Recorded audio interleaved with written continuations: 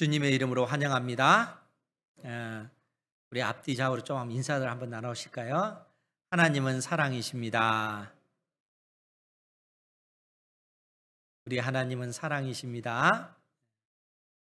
하나님의 사랑이 여러분들의 심령 가운데 또 가정 가운데 풍성히 임하기를 주님의 이름으로 축복합니다.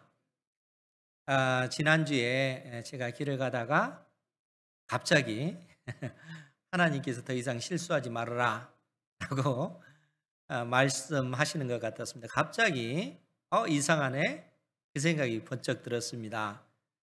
무슨 얘기인가 하면 북이스라엘 역사상 가장 번성하던 그 시기에 통치했던 왕이 여로보암 2세라 이렇게 말씀을 드렸습니다. 무려 41년 동안 통치했는데 이때 하나님께서 호세아 선지자를 부르셔서 북이스라엘의 멸망을 선포하게끔 하셨습니다. 그런데 41년을 통치했던 이 여로보암 2세가 죽고 그의 아들 스가랴가 왕이 되어서 6개월을 통치합니다. 6개월밖에 통치하지 못한 이유는 이 살룸이라고 하는 사람이 반역을 일으켜서 그를 죽이고 왕이 되었기 때문인 것이죠. 그런데 살룸은 왕이 된 지 단 한 달 만에 1개월 만에 무나헴이라고 하는 사람이 또 반역을 일으켜서 그를 죽이고 북이스라엘의 왕이 됩니다. 그리고 이 무나헴이라고 하는 사람이 10년을 통치했다라고 지난주에도 말씀을 드렸습니다. 그리고 이 무나헴의 아들 부가이아가 왕을 이어서 왕이 됐는데 2년을 통치했는데 베가라고 하는 사람이 또 반역을 일으킨 거예요. 그래서 이 부가이아를 죽이고 북이스라엘의 왕이 되어서 무려 20년을 통치를 한 것입니다. 그런데 문제는 이 베가라고 하는 사람 역시 이 호세아라고 하는 사람이 선지자 호세아가 아니고 북이스라엘의 마지막 왕인 호세아라고 하는 사람이 또 반역을 일으켜서 이 베가를 죽이고 왕이 됩니다. 그리고 무려 9년을 통치하다가 아수르에 의해서 멸망을 당하고 만 것이죠. 그러니까 여로보암 2세 이후에 무려 6명의 그 왕이 등장을 하지만 대부분 무려 5명이 비참하게 죽임을 당하고 맙니다. 그리고 그 기간이 25년이 아니고 약 42년 정도 됩니다. 제가 여러분들에게 25년이라고 말씀을 드렸어요. 그래서 갑자기 지난주에 그 생각이 번쩍 되면서 이상하네 이 생각이 든 거예요. 그래서 보니까 42년 동안 여로보암 2세가 죽은 이후에 약 42년, 그러니까 50년이 되지 않는 채에 북이스라엘이 비참하게 멸망을 당한 것이죠. 더더구나 무나헴 같은 사람은 지난주에도 말씀을 드렸지만 은 1000달란트를 아수르 왕에게 뇌물로 조공으로 바치면서 자기 힘으로 북이스라엘을 건강하게 세우려고 했지만 실상 북이스라엘은 정치적으로 심각한 혼란 가운데 빠졌고 또 경제적으로도 이제 무너졌기 때문에 그 50년도 되지 않는 그러한 짧은 그 기간 안에 아수르에 의해서 멸망당하고 말았다는 겁니다. 그러니까 하나님께서 북이스라엘을 그처럼 진노하셔서 심판하신 것입니다. 그런데 오늘 하나님께서는 호세아 선지자를 통해서 북이스라엘이 멸망당할 수밖에 없는 한 가지 죄를 또 언급합니다. 왜 북이스라엘이 멸망당했는가 하면 그들에게 인애가 없기 때문이다 라고 하나님께서 지적을 하십니다.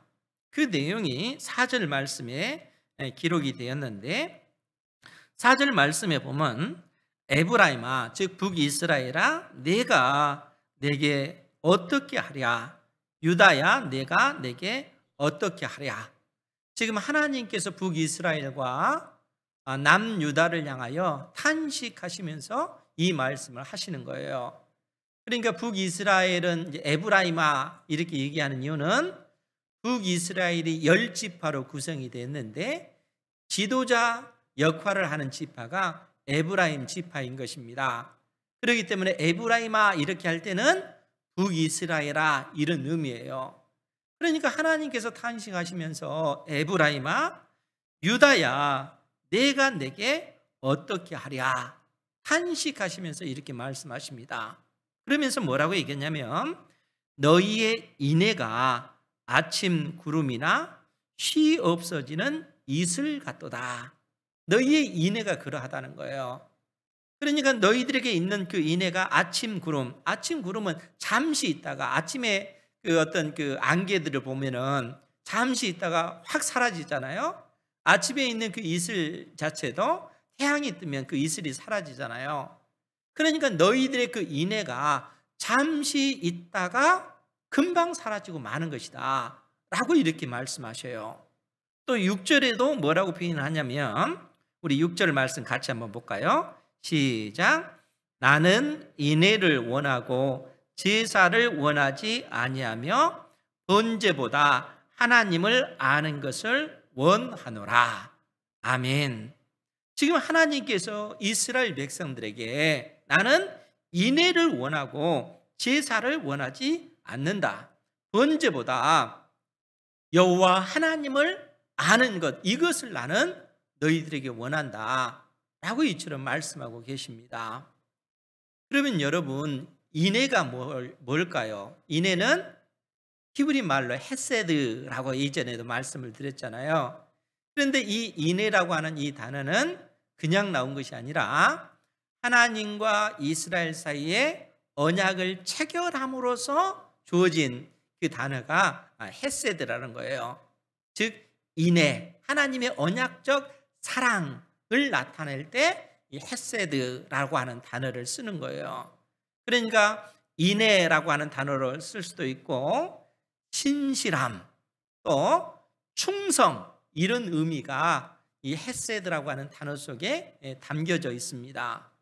그러니까 하나님과 이스라엘 사이에 언약이 체결되어지고 나는 너희의 하나님이고 너희는 내 백성이다. 하나님께서 이스라엘 백성들에게 그렇게 선언을 하셨잖아요. 언약이 체결이 된 겁니다. 그러면은 언약의 당사자인 하나님과 이스라엘 사이에서는 서로가 서로를 향하여 헤세드해야 되는 거예요. 충성해야 된다는 겁니다.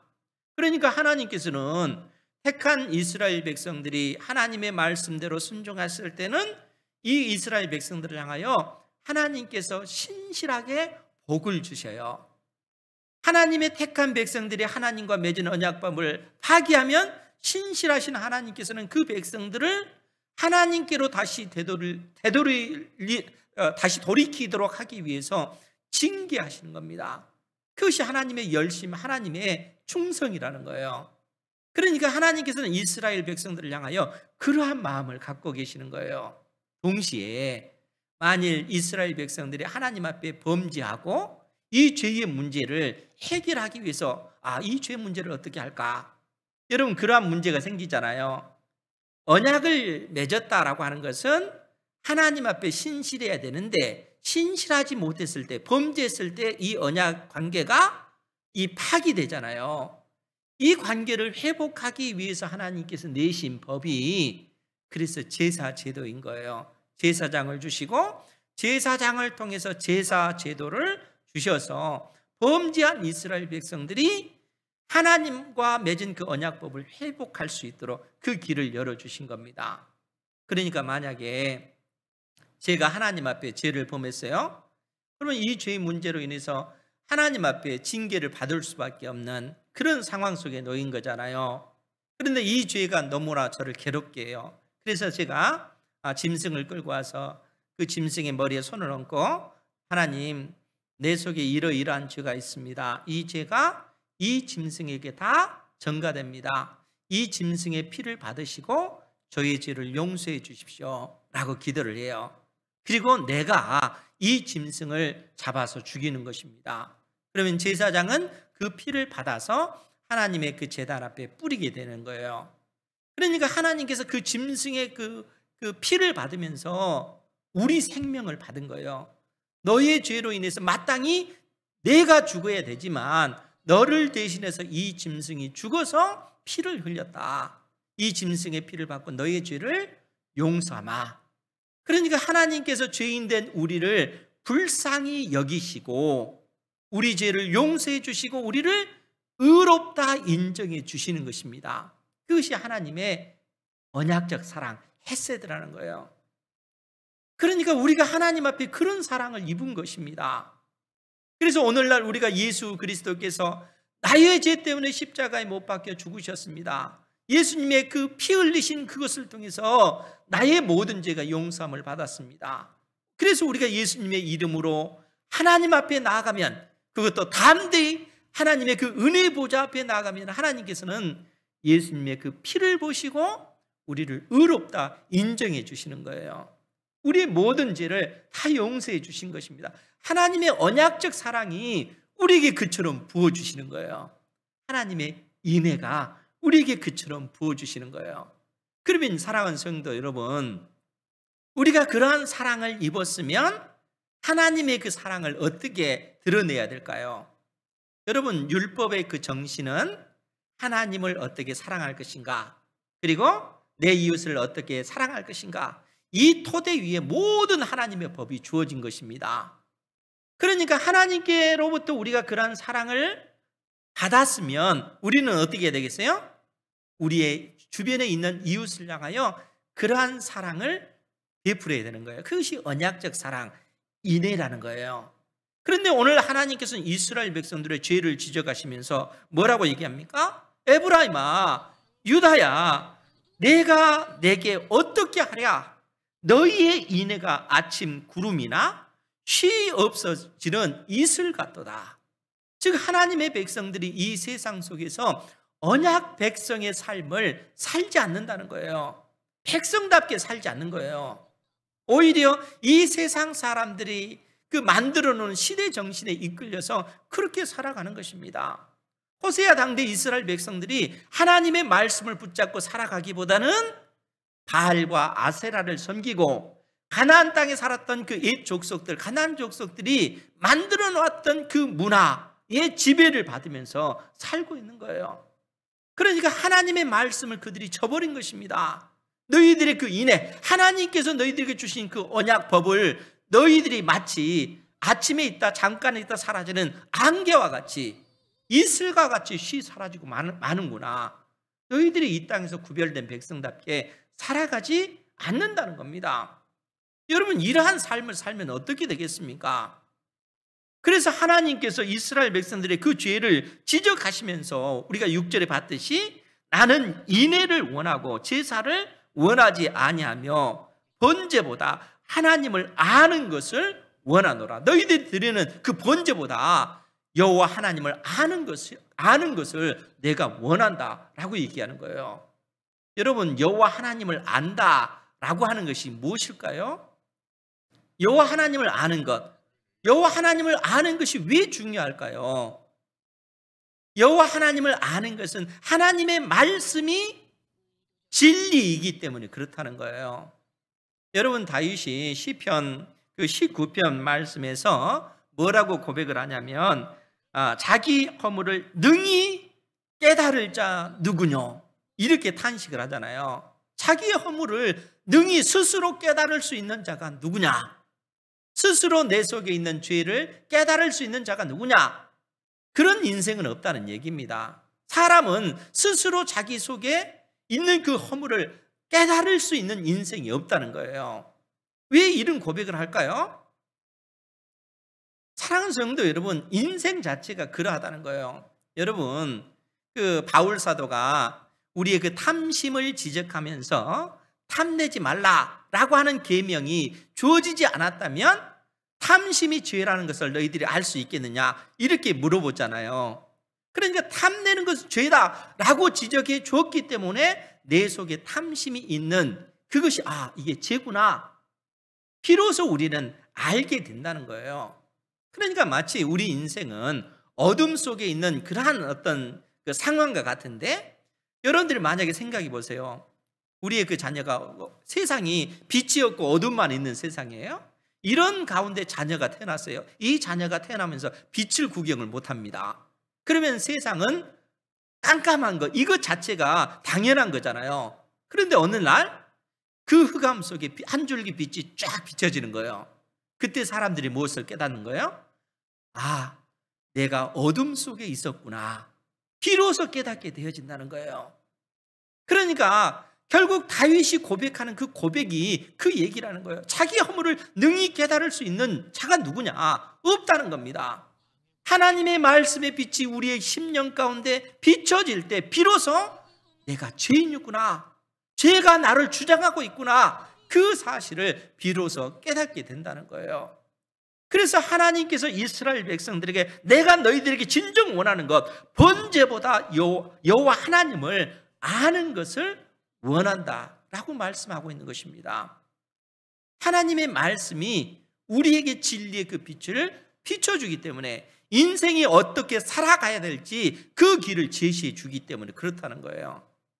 세상 사람들은 그 진리를 가지고 있지 못하니까 자기들의 생각에 옳은 대로 판단하는 것입니다. 남자와 남자가 결혼하는 거, 이것이 더 좋은 것 아니냐? 여자와 여자가 결혼해서 가정을 이루고 또 자녀는 입양해서 키우고 그렇게 해도 되지 않느냐? 이것이 우리 인간을 한 단계 더 진일보시키는 것 아니냐? 세상 사람들이 그렇게 주장을 하잖아요. 그것이 옳은 것처럼, 오히려 인간을 더 한 단계 발전시키는 것처럼, 진보하는 것처럼 그렇게 세상 사람들의 눈에 비춰지는 거예요. 진리가 없기 때문에 그런 것입니다. 그런데 하나님께서 우리 인생에게 진리의 빛을 비춰주시고 남자와 여자를 주시고 남자와 여자가 가정에서 한 가정을 이루는 것, 이게 진리라는 거예요. 이 길을 마땅히 인생이 걸어가야 된다는 거예요. 여호와 하나님을 알지 못하면은 이러한 진리에 있어서 이 세상 사람들은 모호하다는 거예요. 지금 북이스라엘 백성들의 형편과 처지가 그러한 것입니다. 그렇기 때문에 하나님께서는 내가 원하는 것은 번제가 아니다는 거예요. 제사 드리는 그것이 아니다는 거예요. 제사만 드리고 내가 할 일 다 했어, 그게 아니라는 거예요. 그 제사를 드리면서 눈물로 통곡하며 내 속에 있는 이 죄 문제로 인해서 짐승의 피가 흘려졌음을 고백하고 그로 인해서 하나님 앞에 애통하며 엎드려 나가는 것, 그러한 가운데 하나님께서 그러한 인생을 긍휼히 여기시고 은혜를 베풀어 주신다는 거예요. 제사의 본 의미가 그 속에 담겨져 있는 것입니다.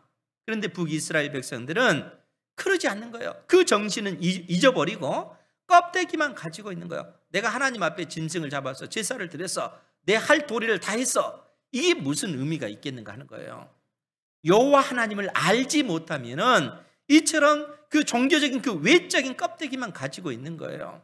그러니까 하나님께서는 그러한 북이스라엘을 향하여 에브라임아, 유다야, 내가 너희들을 향하여 어찌하겠느냐 라고 그렇게 말씀하시는 것입니다. 그러면서 뭐라고 말씀하십니까? 5절 말씀에 보면 그러므로 내가 선지자들로 그들을 치고 내 입의 말로 그들을 죽였노니 내 심판은 빛처럼 나오느니라. 그래서 하나님께서 이 북이스라엘을 심판하시겠다, 멸망시키시겠다라고 말씀하고 있는 것입니다. 이스라엘 백성들이 하나님의 자녀답게 그 시대를 이끌어가지 못하고 오히려 이 세상과 더불어 그 시대가 무너졌기 때문에 하나님께서는 멸망시키시겠다라고 말씀하시는 겁니다.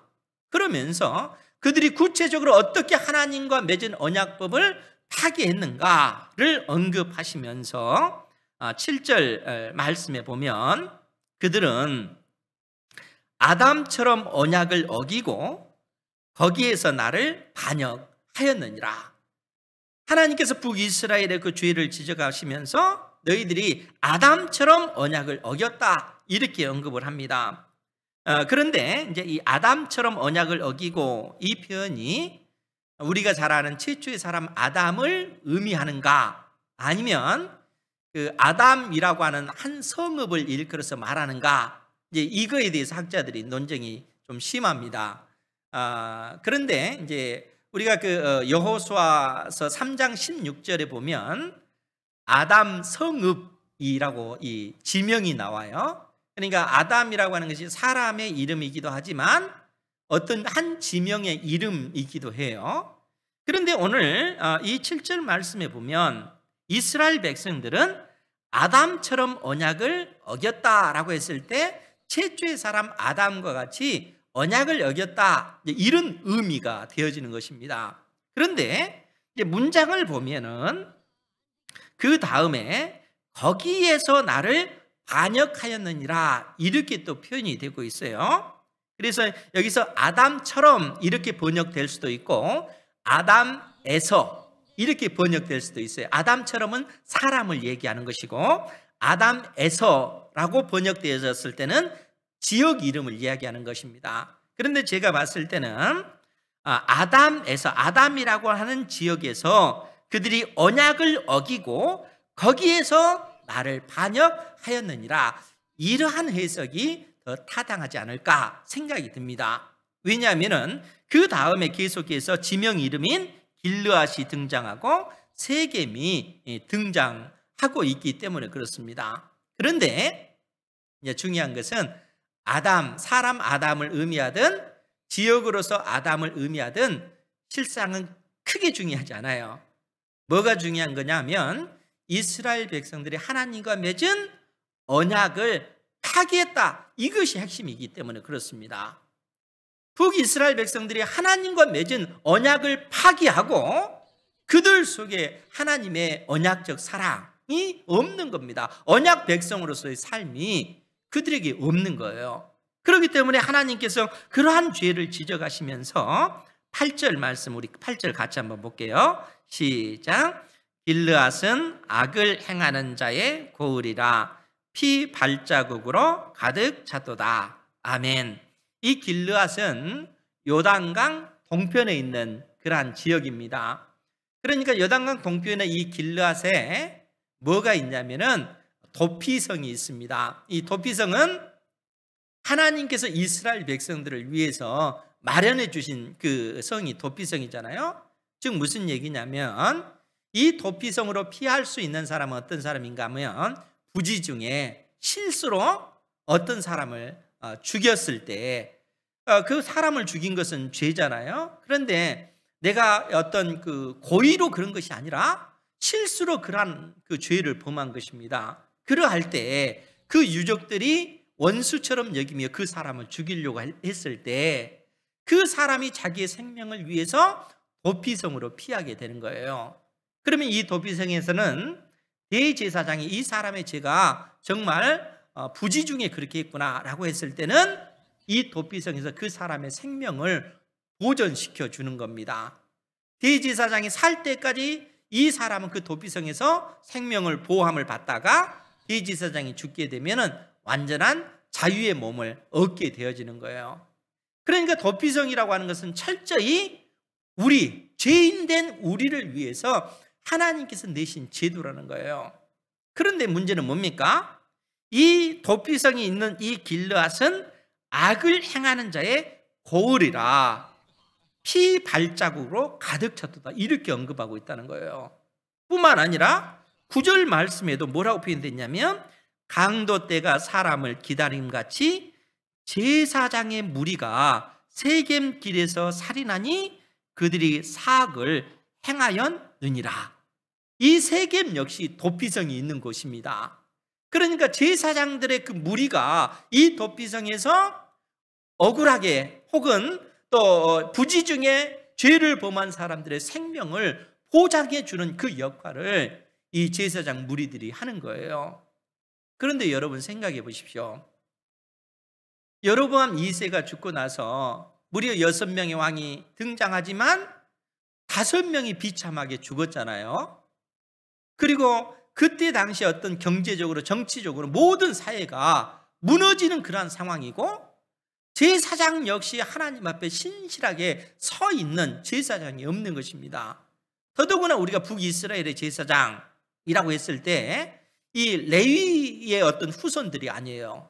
아론의 아론 계열의 제사장들이 아니고 돈 있는 사람들이 돈을 갖다 바치면서 내가 제사장이 되고 싶습니다 라고 했을 때 인정해 주는 사람들이 굉장히 많았다는 거예요.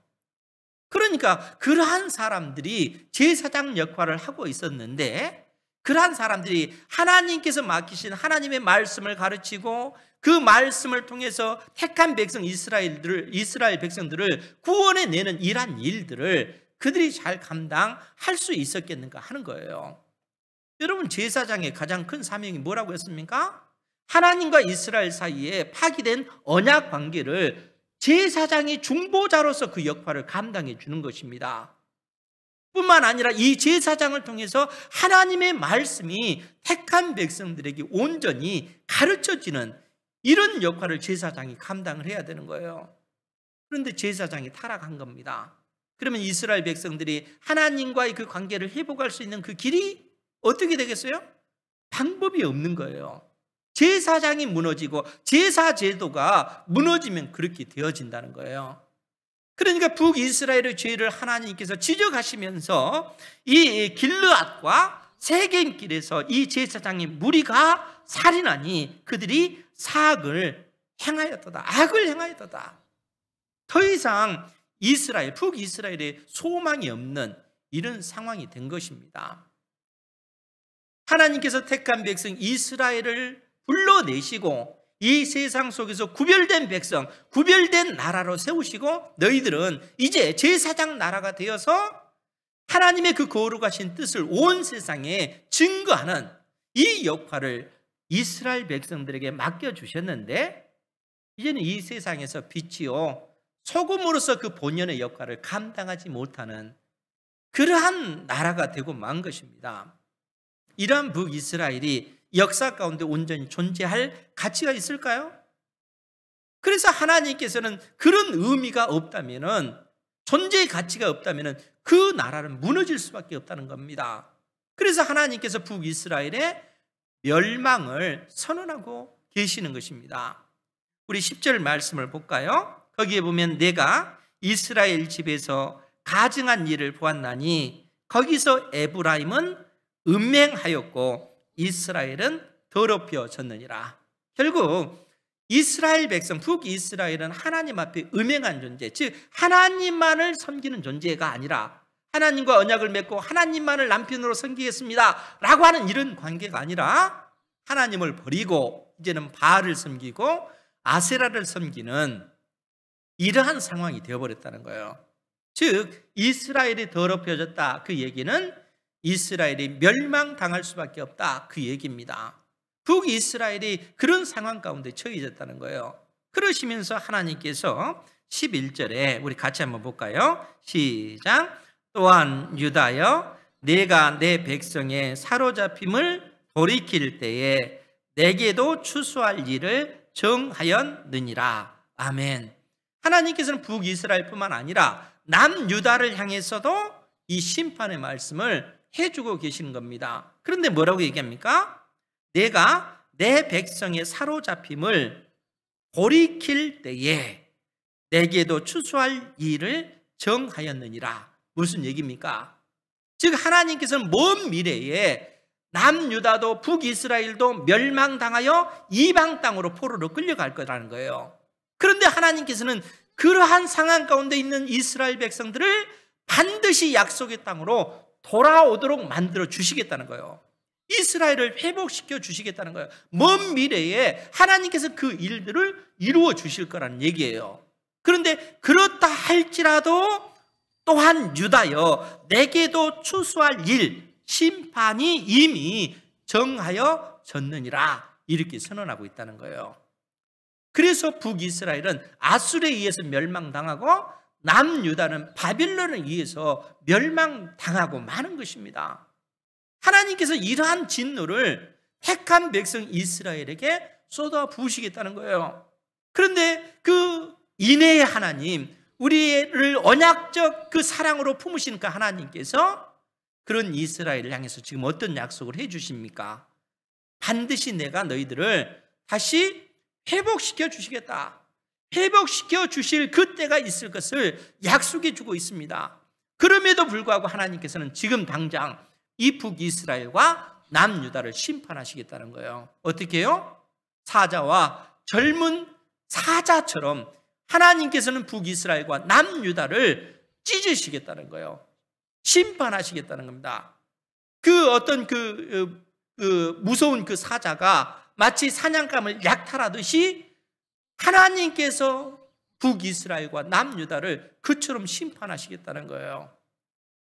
그렇기 때문에 그러한 어떤 심판의 그 말씀을 하나님께서 하시면서 이스라엘 백성들에게 그래서 그 말씀을 주신 것입니다. 우리가 지난주에 봤는데 호세아서 5장 15절 말씀에 있는 그 말씀을 보면 14절부터 이야기 한번 볼까요? 내가 에브라임에게는 사자 같고 유다 족속에게는 젊은 사자 같으니 바로 내가 움켜갈지라 내가 탈취하여 갈지라도 건져낼 자가 없으리라. 그들이 이스라엘 백성들이 그 죄를 뉘치고 내 얼굴을 구하기까지 내가 내 곳으로 돌아가리라.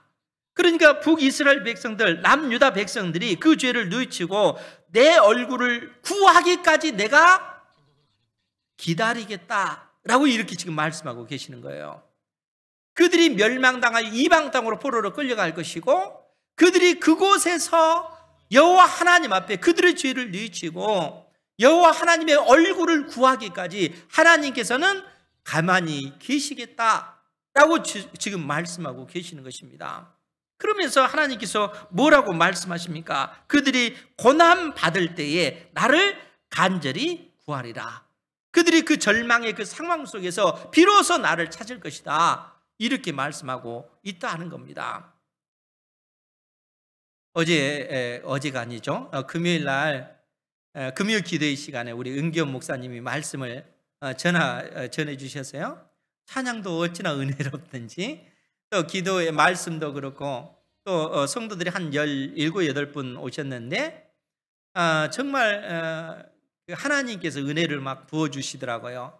근데 이제 그 가운데 정말 우리 성도님들이 눈물로 기도하시는 분들이 굉장히 많으시는데 그 하나님께서 부어주시는 그 은혜를 생각하면서 사실은 예전에는 우리 연세 드신 권사님들은 막 금요일 저녁 그 눈물로 기도할 때가 얼마나 많았습니까? 그렇잖아요?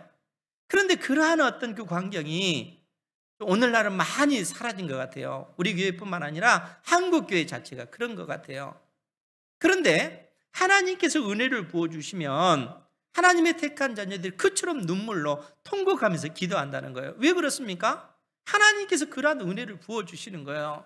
내가 무슨 죄를 범했는지도 모르겠지만 그 어떤 애통해하는 그 마음이 있는 거예요. 기도하다 보면은 그 죄가 생각이 나요. 그 죄의 문제를 하나님께서 해결하도록 하실 뿐만 아니라 우리의 영혼을 회복시켜 주시는 겁니다. 우리의 어떤 찢겨진 그 영혼을 하나님께서 싸매 주시는 거예요. 낫게 해 주시는 것입니다. 기도를 통해서 하나님 앞에 부르짖어 간구하는 자녀들에게 하나님께서는 그러한 은혜를 베풀어 주신다는 거예요. 그러니까 지금 하나님께서 호세아 선지자를 통해서 이 말씀을 주고 계시는 것입니다. 너희들의 죄를 뉘치고 하나님의 얼굴을 구할 때까지 내가 기다리겠다는 거예요. 하나님께서 기다리시겠다는 겁니다. 너희들이 하나님의 그 얼굴을 구하고 너희들의 죄를 토해내면 하나님께서는 그러한 너희들에게 크신 은혜를 부어주시겠다는 그 얘기죠. 그래서 호세아 선지자를 통해서 6장 1절 말씀에 뭐라고 얘기합니까? 오라 우리가 여호와께로 돌아가자. 여호와께서 우리를 찢으셨으나 도로 낫게 하실 것이요 우리를 치셨으나 싸매어 주실 것임이라. 우리 하나님께서 사자처럼 우리를 찢으셨지만 우리가 하나님 앞에 부르짖어 기도하면 우리가 여호와께 돌아가서 여호와께 부르짖어 기도하면 하나님께서 우리를 찢으셨지만 하나님께서 다시 낫게 해주실 것이고 하나님께서 우리를 치셨지만 하나님께서 다시 우리를 싸매어 주실 것이다. 하나님께서는 믿음의 그 백성들이 그처럼 간구하기를 구하고 계시다는 거예요. 사랑하는 성도 여러분, 하나님 앞에 기도하시기 바랍니다. 하나님의 약속의 말씀을 붙잡고 여러분들이 믿음으로 기도하면 하나님께서는 우리의 그 심령 가운데 임재하셔서 우리의 상한 심령을 치유해 주시고 하나님의 사람으로 건강하게 우리가 설 수 있도록 모든 상황들, 여건들, 환경들을 주장해 주셔서 그러한 은혜를 베풀어 주신다는 겁니다. 하나님의 택한 백성들이 그들의 죄를 뉘우치고 하나님의 얼굴을 구하면 하나님께서 속히 응답하셔서 2절에 있는 표현처럼 여호와께서 이틀 후에 우리를 살리시며 셋째 날에 우리를 일으키시리니 우리가 그의 앞에서 살리라. 하나님께서 이틀 후에, 하나님께서 셋째 날에 우리를 살려주시겠다는 거예요. 우리를 고쳐주시겠다는 겁니다. 즉 우리가 기도하면 빠른 시간 안에 하나님께서 응답해 주시겠다는 얘기입니다. 그러면서 3절에 뭐라고 표현해요? 그러므로 우리가 여호와를 알자, 힘써 여호와를 알자. 그의 나타나심은 새벽 빛같이 어김없이 변함없이 하나님께서는 그처럼 나타나실 뿐만 아니라 비와 같이 땅을 적시는 늦은 비와 같이 우리에게 임하시리라. 우리가 하나님의 얼굴을 구하면 하나님께서는 새벽 빛과 같이 변함없이 우리에게 나타나시겠다, 그 얘기입니다. 우리가 하나님의 얼굴을 구하면 하나님께서는 이른 비와 늦은 비를 내리셔서 우리에게 복을 주시듯이 변함없이 택한 자녀의 그 기도를 들으시고 은혜를 베푸시겠다라고 말씀하고 있는 것입니다. 여러분, 이른 비를 내려주신다는 의미가 뭐겠습니까? 여러분, 파종을 할 때 이스라엘 지형 자체가 그잖아요. 하나님께서 파종할 때 이른 비를 내려주시는 거예요. 그 파종한 것이 잘 싹이 돋고 자라날 수 있도록 하나님께서 이른 비를 내려주시는 거예요. 늦은 비는 뭡니까? 그 자라난 그 식물이 풍성한 열매를 맺도록 하기 위해서 하나님께서 늦은 비를 그냥 내려주시는 거예요. 풍년이 들도록. 그러니까 가장 필요한 때에 이른 비와 늦은 비를 내려주시는 것이죠. 하나님께서 우리에게 그런 은혜를 베푸시겠다는 거예요. 우리가 하나님 앞에 우리의 죄를 토해내고 하나님의 얼굴을 구하면 하나님께서 우리 인생에 가장 필요한 때에 적절한 그 은혜를 주시고 우리의 힘과 우리의 능력으로 어찌할 수 없는 그런 상황이 되면 하나님께서는 우리의 삶의 환경 자체도 바꾸셔서 우리에게 피할 길을 내시는, 은혜를 베푸시는 하나님이시라는 거예요. 우리 하나님이 그런 분이시라는 겁니다. 우리가 예배하고 우리가 사랑하고 우리가 섬기는 하나님이 바로 그런 분이시라는 거예요. 우리 하나님은 살아계신 하나님입니다. 살아계신 하나님께로 돌이키시기 바랍니다. 살아계신 하나님 앞에 여러분들의 죄를 토해내고 그의 얼굴을 구하시라 하는 것입니다. 그거 외에는 소망이 없는 것입니다. 하나님께서 호세아 선지자를 통해서 이 말씀을 주셨을 때 이스라엘 백성들은 어떻게 반응했습니까? 이 말씀을 완전히 외면하지 않습니까? 그런데 그들이 멸망당하고 나서 북이스라엘이 이 아수르에 의해서 멸망당하고 남유다가 바벨론에 의해서 멸망당하고 그들이 먼 이방 땅으로 포로로 끌려갔을 때 그들이 그 고난 당하면서 비로소 그들이 깨닫는 것이 뭡니까? 우리가 하나님 앞에 범죄했구나. 하나님께로 돌아가자. 하나님께서 우리를 찢으셨지만 하나님께서 우리를 낫게 하실 것이고 하나님께서 우리를 치셨지만 하나님께서 우리를 싸매 주실 것이다. 비로소 하나님의 백성들이 그 진리를 깨닫잖아요. 그래서 그 땅에서 그들이 눈물로 부르짖어 기도할 때 하나님께서는 그러한 이스라엘 백성들을 위해서 그들이 약속의 땅으로 돌아오도록 은혜를 베풀어 주시는 것입니다. 그들이 돌아오면서 어떤 생각을 품습니까? 우리가 성경을 통해서 잘 알다시피 1차로 돌아온 이 스룹바벨, 2차로 돌아온 에스라, 3차에 느헤미야, 포로로 그렇게 돌아오잖아요. 그들이 한결같이 돌아오면서 생각하는 마음에 품은 생각이 뭡니까? 어떻게 하면 하나님께서 약속하신 그 나라, 하나님의 나라를 재건할 것인가? 이 생각을 품잖아요. 어떻게 그런 생각을 품습니까?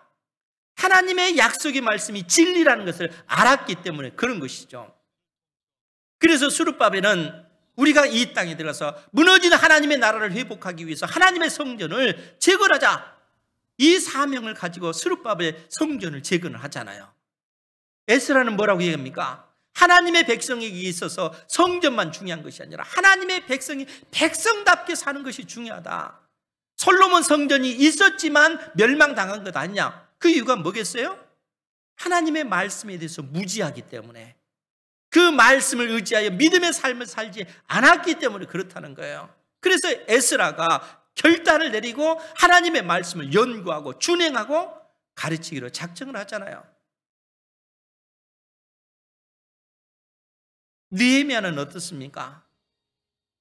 예루살렘 성벽이 완전히 무너졌을 때 하나님의 백성들이 더 이상 이 이방인에 의해서 보호함을 받지 못하는 그러한 상황이 되었을 때 예루살렘 성벽을 재건하는 그 일들을 느헤미야는 완성시키잖아요.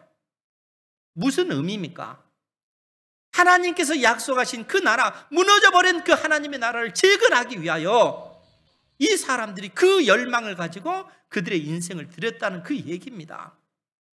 하나님의 자녀들이 이 땅에서 빛과 소금의 그 역할을 감당하는 것이죠. 제사장의 나라로서 하나님의 그 거룩하신 뜻을 온 세상에 증거하는 이 사명을 그들이 비로소 감당하기 위해서 그들의 삶을 그처럼 드린 것입니다. 사랑하는 성도 여러분, 그러면 오늘날 하나님께서 우리에게 뭘 요구하고 계시겠어요? 우리가 이 땅에 존재하는 의미가 무엇이겠습니까? 주님께서 피 흘려 세우신 몸된 교회가 이 땅에 존재하는 그 의미가 무엇이겠습니까? 하나님의 그 거룩하신 그 뜻이 몸된 교회를 통하여 이 땅에 이루어지기 위하여 교회가 존재하는 것입니다. 우리가 이 세상의 빛이요 소금으로서 그 본연의 역할을 감당하기 위해서 우리가 있다는 거예요. 그러기 위해서는 방법은 하나밖에 없습니다. 여호와 하나님을 아는 것 외에는 없어요. 하나님께서 우리에게 내려주신 생명의 말씀을 통해서 하나님이 어떤 분이신지 우리가 알고 그 하나님을 온 세상에 드러내는 사명, 이것을 우리가 감당해야 된다는 거예요. 그것이 이 땅에 교회가 존재하는 그 의미요, 이러한 사명을 감당할 때 하나님께서는 그러한 우리들을 통하여 하나님의 그 거룩하심을 드러내는 것입니다. 이 사명을 북이스라엘 백성들이 남유다가 감당하지 못한 것입니다. 오늘날 우리는 어떻습니까? 우리가 빛의 자녀로 부르심을 받았다면 이 세상 속에서 빛과 소금의 그 역할을 넉넉히 감당해야 될 줄 믿습니다. 하나님 앞에 우리가 더더욱 힘써 나가서 우리가 하나님 앞에 엎드려 기도하고 하나님께서 우리에게 내리시는 그 신령한 그 은혜를 누리면서 하나님의 자녀답게 살아가야 되는 거예요. 그것이 우리가 이 땅에 존재하는 그 의미를 하는 것입니다. 하나님께서 오늘 우리를 이 시대 가운데서 불러내신 그 뜻이 어디에 있는지 사랑하는 성도 여러분, 다시 한번 더 생각하시고 힘써 하나님 앞에 믿음으로 나아가는 우리 은행교회 성도들 되기를 주님의 이름으로 축원드립니다. 아멘. 기도하겠습니다.